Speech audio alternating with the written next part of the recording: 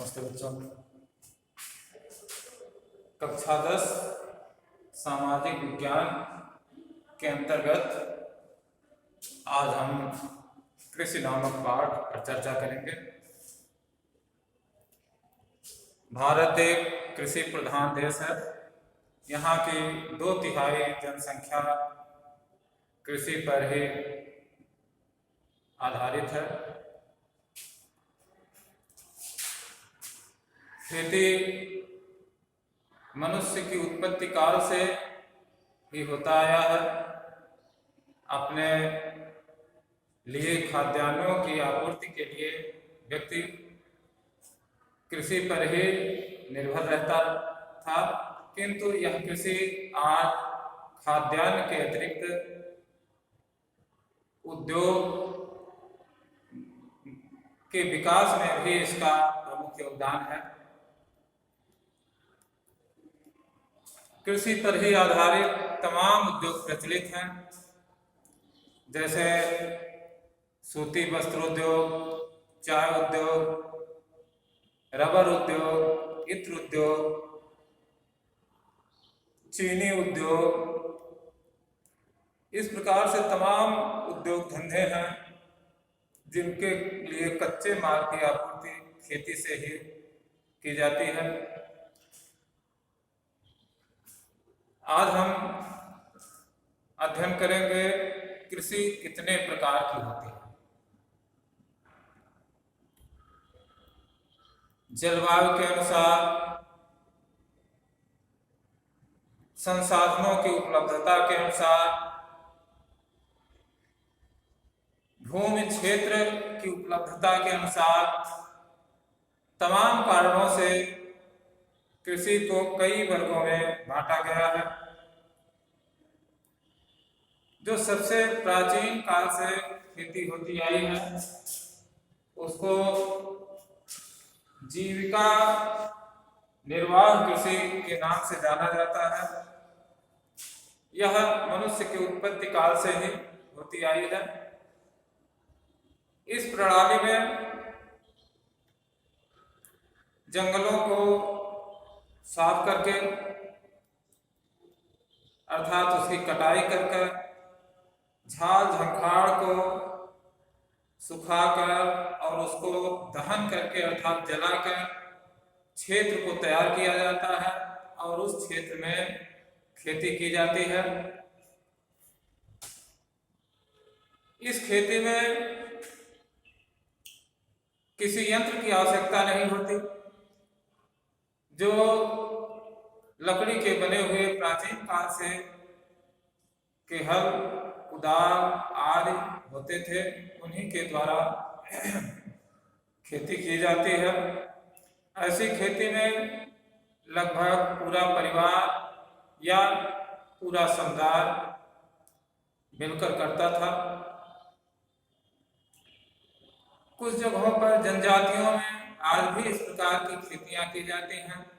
इसे कर्तन दहन प्रणाली या कहीं कहीं नागालैंड, मिजोरम आदि में इसको झूम खेती के नाम से भी जाना जाता है। यह खेती पूरी तरह से मानसून पर आधारित होती है। अगर अच्छी बरसात हुई तो खाद्यान्न की उपज हुई, और बरसात नहीं हुआ, सूखा पड़ गया तो फसलें नहीं उत्पन्न हो पाती। दूसरी है जीविका निर्वाह कृषि। जीविका निर्वाह कृषि कम भूमि क्षेत्र में अधिक से अधिक उत्पादन करने के लिए इस प्रकार की खेती की जाती है, जिसमें रासायनिक उर्वरकों का महत्वपूर्ण योगदान होता है।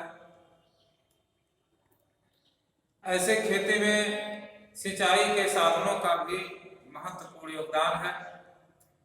अर्थात जहां रासायनिक उर्वरकों की उपलब्धता हो, सिंचाई के संसाधन उपलब्ध हों,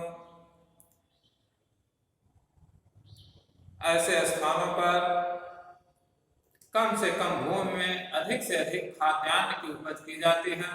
ऐसे खेती में कृषि यंत्रों का भी अधिक से अधिक उपयोग किया जाता है। तो इस प्रकार की खेती में भूमि क्षेत्र पर फसलों का दबाव अधिक होता है। ऐसे में भूमि की उर्वरक क्षमता नष्ट होती है। अगला है वाणिज्यिक कृषि। वाणिज्यिक कृषि मुख्य रूप से व्यापार को ध्यान में रखते हुए की जाती है, अर्थात व्यापार के लिए कच्चे माल की उपलब्धता के उद्देश्य से वाणिज्यिक कृषि की जाती है, जिसको बेचने से नगद पैसे की प्राप्ति हो।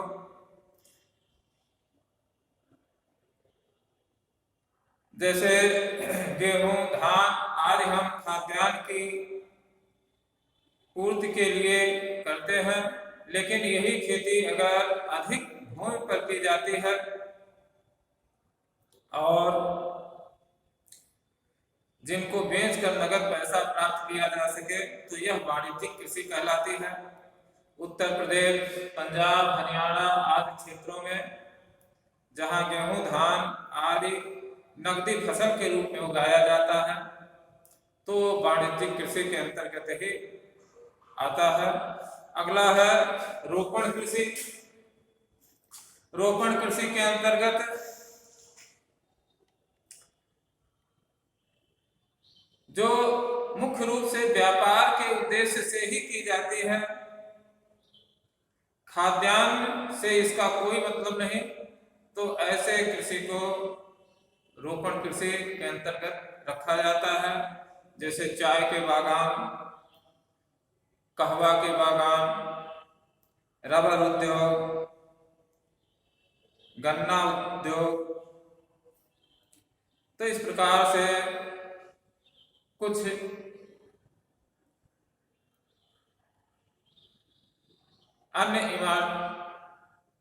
अन्य फसलें हैं जो नकदीकरण के उद्देश्य से की जाती हैं और रोपण कृषि के अंतर्गत आती हैं। तो इस प्रकार से हमने देखा कि कृषि कुल 4 वर्गों में, प्रकार की दृष्टि से इसको 4 वर्गों में विभक्त किया जा सकता है। आज का पाठ यहीं तक। धन्यवाद।